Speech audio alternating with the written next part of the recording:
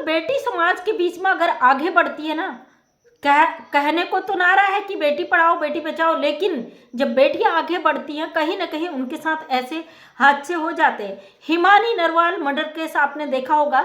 बहुत कम उम्र की बहुप्रतिष्ठित कांग्रेस नेता हिमानी नरवाल का शव एक सूटकेस में पैक मिलता है। जब उस सूटकेस को खोला जाता है तो सबके होश उड़ जाते हैं। 20-22 साल की हिमानी नरवाल रोहतक हरियाणा की रहने वाली उसका मर्डर हो चुका है और अब तमाम तथ्य सामने आ रहे हैं। कई लोग इसको राजनीतिक बता रहे हैं, कई लोग उसको प्रेम कथा के रूप में बता रहे हैं। एक लड़की का अफेयर 2 बच्चों के बाप सचिन नाम के लड़के के साथ जोड़ा जा रहा है। सचिन सामने आ चुका है, वो बयान दे चुका है।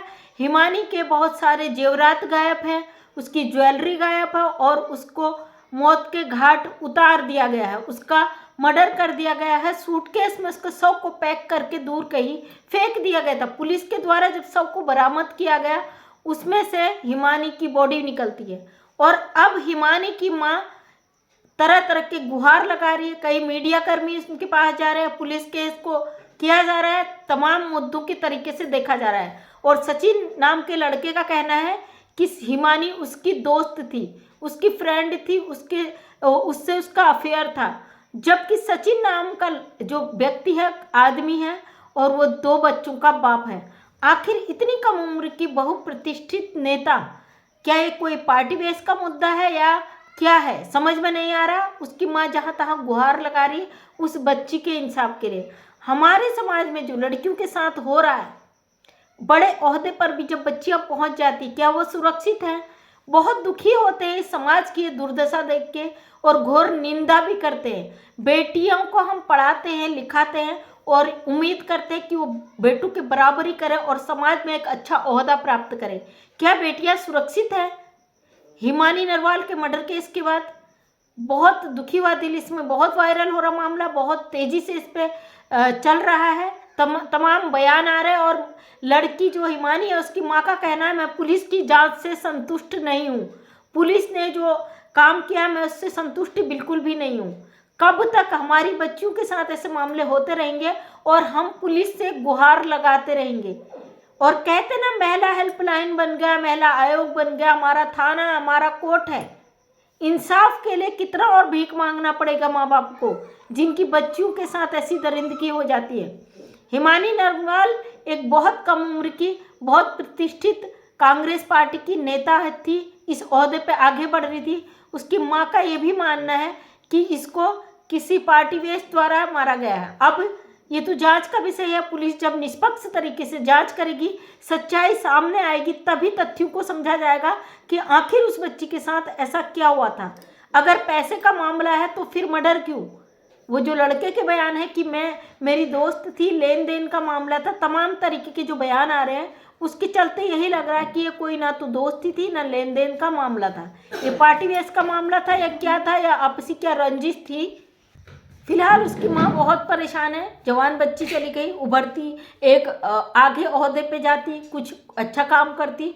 रोहतक हरियाणा में जो दिल दहला देने वाली घटना हुई है, कहीं ना कहीं इसने हम समाज के लोगों को तोड़कर रख दिया। आखिर कब तक ऐसी घटनाएं होती रहेंगी? कहते हैं ना, हम आज़ाद भारत में रह रहे हैं, सुरक्षित हैं हमारी बेटियां, लेकिन पल पल तिल तिल उनके साथ कौन सी घटना हो जाए ये कहा नहीं जा सकता। अभी कुछ दिन पहले बहुत सारी घटनाएं हमारे बीच में आई। मानते हैं कि महिलाएं भी कम नहीं है ऐसे मामलों में, लेकिन अभी जो अपराधों के मामले हैं लगातार बढ़ते जा रहे हैं। खासकर इस तरीके के मामले जो दोस्ती, रिलेशनशिप, प्यार हैं, बहुत सारे ऐसे मामले हैं जो इंटरनेट के माध्यम से फंसाए जाते हैं, फिर उनके साथ ऐसे अपराध हो जाते हैं। अभी कुछ दिन पहले देहरादून की एक लड़की के साथ गलत हुआ था रोडवेज की चलती बस में, और वो स्टेशन पे उसको पुलिस ने सुना था, देखा था। आखिर क्या करेंगे उस चीज़ को हम रोक लगा के जब क्राइम हो जाए? आखिर कब तक क्राइम हो जाने के बाद अपनी बेटियों के इंसाफ के लिए हम कोर्ट कचहरी में भीख मांगेंगे, थाना पुलिस के चक्कर लगाएंगे? क्यों नहीं सुनवाई होती है? वो पक्ष विपक्ष, नेता, राजनीति, ये चीज़ें कब तक आती रहेंगी? निष्पक्ष तरीके से जांच क्यों नहीं की जाती? ऐसे मामलों की गंभीरता से जांच क्यों नहीं की जाती? तो दोस्तों, जिनके भी घरों में बेटियां, अगर ऊंचे ओहदे पर आप पहुंचाते उनको, पल पल तिल तिल उनके साथ रहना, उनकी हर गतिविधि पे नज़र रखना बहुत ज़रूरी है, क्योंकि बेटियां हैं चाहे कैसी घर की हैं, उनके साथ किस पल क्या हो जाए ये कुछ नहीं पता। तो आप लोगों के बीच में ये चीज़ रखना बहुत ज़रूरी था। रोहतक में घटी ये घटना ने झकझोर कर दिया आज पूरे हरियाणा को, और बहुत दुखी भी हैं हम, क्योंकि हम भी बेटियों की माँ हैं। कहीं ना कहीं डर खौफ हमारे मन में भी होता है कि हमारी बच्चियाँ आगे पहुंचना चाहती हैं, तो उनके रास्ते में कौन सी चीज़, कौन सा रोड़ा आ जाए, कौन सा रुकावट आ जाए।